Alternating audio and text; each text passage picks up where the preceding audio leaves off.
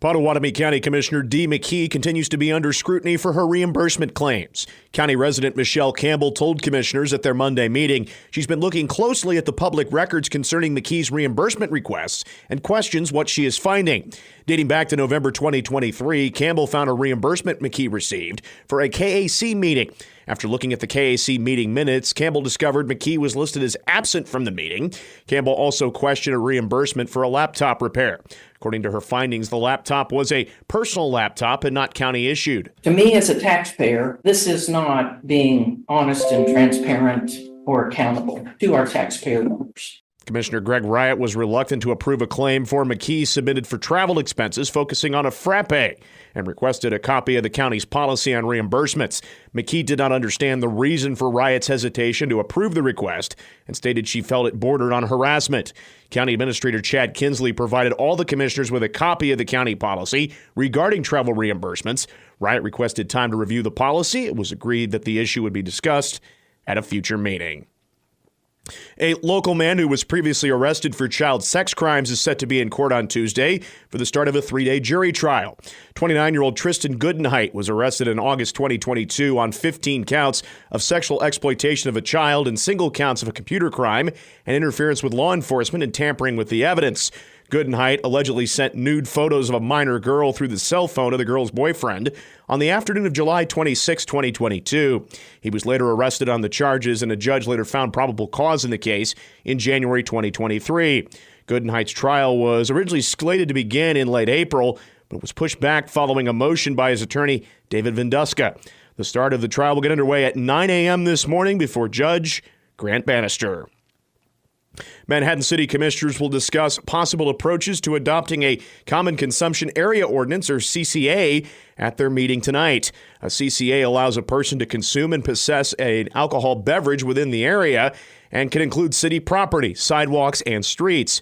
Both Aggieville and downtown have requested the City Commission consider the possibility of creating CCAs for their districts during special events. This will require collaboration with the Riley County Police Department, who will join the commission on Tuesday to provide input. RCPD officials will also provide a general department update to the commission. Tonight's meeting will get underway at 6 p.m. in the City Commission room at City Hall. Big Lakes Development Center officials want to expand their services, but that may have to wait. Big Lakes Director Lori Feldkamp on Monday told the Riley County Commission that the organization providing services and support to people with disabilities has reached capacity for all of its services. However, there are some barriers to expansion. Expansion would be necessary in order for us to accept any more people, and that is just not possible until we can find staff. And staffing is a huge problem. We currently have 33 openings for staff, primarily in residential services. Feldkamp said another challenge to expanding residential housing for clients is that homes in the area currently are not particularly affordable or accessible. She added that the statewide waiting list for funding as of August 15th is at 4,762, and the legislature passed a budget proviso limiting the number on the waiting list to 4,800.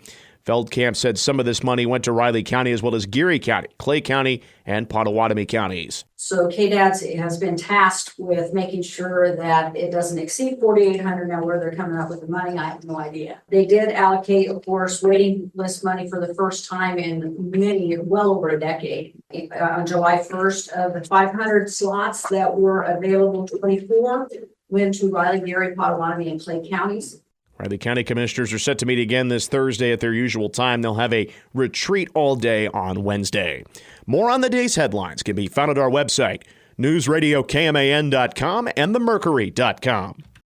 Now, two pigeons bemoaning the fact you can stream DirecTV satellite-free. These humans can stream all the top-rated national news channels on DirecTV, and now with no satellite dish. This just in. Weather, sports, election coverage. DirecTV has it all, but something is missing. The satellite dish. What are you doing? I'm reporting the news. Back to you, Bob.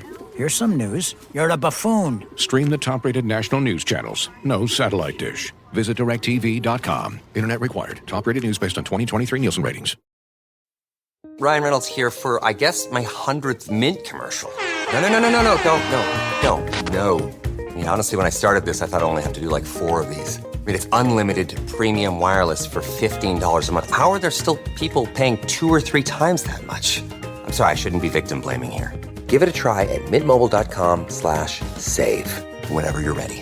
$45 upfront payment equivalent to $15 per month. New customers on first 3-month plan only. Taxes and fees extra. Speed slower above 40 gigabytes. See details.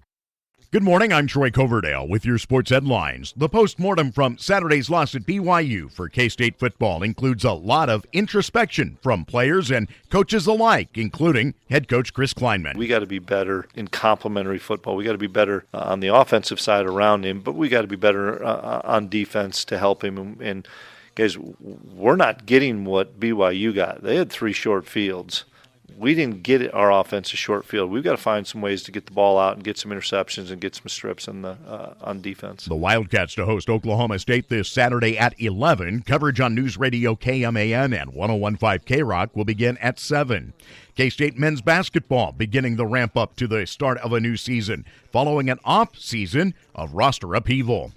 I feel real comfortable around them, and I think they feel comfortable around each other. But, in a 2-hour practice today, there was probably 3 or 4 things I had to stop and explain what we're doing, why we're doing it, where, if you have guys for a couple of years, it's not something that you have to, really explain. Coach Jerome Tang has 3 returning lettermen and 11 newcomers that he's weaving into the roster. The Wildcats will open the season against New Orleans on November 5th.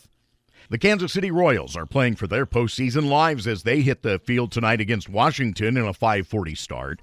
Kansas City has dropped 7 straight and is clinging to the 6th playoff spot in the AL because of the slide. Cole Reagans will try to play stopper tonight with the Nationals throwing Mitchell Parker. Coverage on News Radio KMAN gets underway at 5. Have a great day. I'm Troy Coverdale.